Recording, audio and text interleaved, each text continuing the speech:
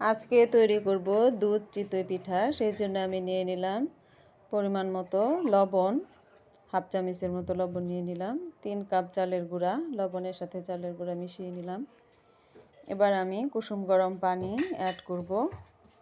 এখানে অল্প অল্প করে পানি অ্যাড করতে হবে, একসাথে বেশি পানি দেওয়া যাবে না। এভাবে অল্প অল্প কুসুম গরম পানি দিয়ে আমি পিঠার গোলাটা তৈরি করব।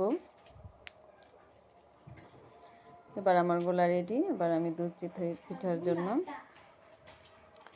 কাপে নিয়ে নিলাম গুঁড়া এবং একটা পিঠা দিয়ে ঢেকে দিলাম। 1 মিনিটের মতো অপেক্ষা করব। ফিরে এলাম 1 মিনিট পরে, আমার পিঠা হয়ে গেছে। এবার আমি আরেকটা পিঠা দিব। এই পিঠাটাও আমি ঢেকে দিব। ঢেকে দেওয়ার পরে আমার পিঠা হয়ে যাবে। এবার আরেকটা পিঠা দিব আমি। এইভাবে আমি সবগুলো পিঠা তৈরি করব। এবার আরেকটা পিঠা দিব। এভাবে আমি আমার সবগুলো পিঠা তৈরি করে ফেলবো। আমার পিঠা তৈরি হয়ে গেছে। এবার আমি আরেকটা পাত্রে 1.5 লিটার দুধ নিয়েছি। সেই দুধে তেজপাতা দিয়ে দিব দারচিনি, এলাচি দিয়ে আমি দুধটাকে জাল দিয়ে ঘন করে নিব। কিশমিশ দিয়ে দিলাম। এবার দিয়ে দিব নারকেল এবং গুড়। সবগুলো উপকরণ দিয়ে দুধটাকে জাল উঠাবো এবং দুধটাকে ঘন করব। দুধ ঘন হওয়ার আগ পর্যন্ত মিডিয়াম হিটে রেখে জাল দিতে হবে।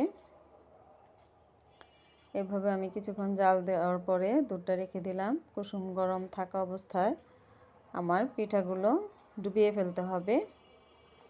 এবার একটি একটি করে পিঠা দিয়ে দিব। সবগুলো পিঠা আমি ডুবাবো। 10-12টা পিঠা হয়েছে। সবগুলো পিঠা দিব আমি। দিয়ে চামচ দিয়ে পিঠাগুলো ডুবিয়ে দিব এবং এই পিঠাগুলো আমি সারা রাত ভিজিয়ে রাখবো।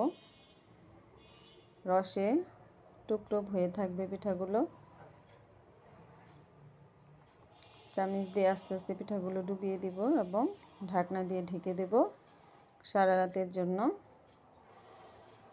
সকালে ফিরে এলাম, আমার পিঠাগুলো রস শুষে নিয়েছে।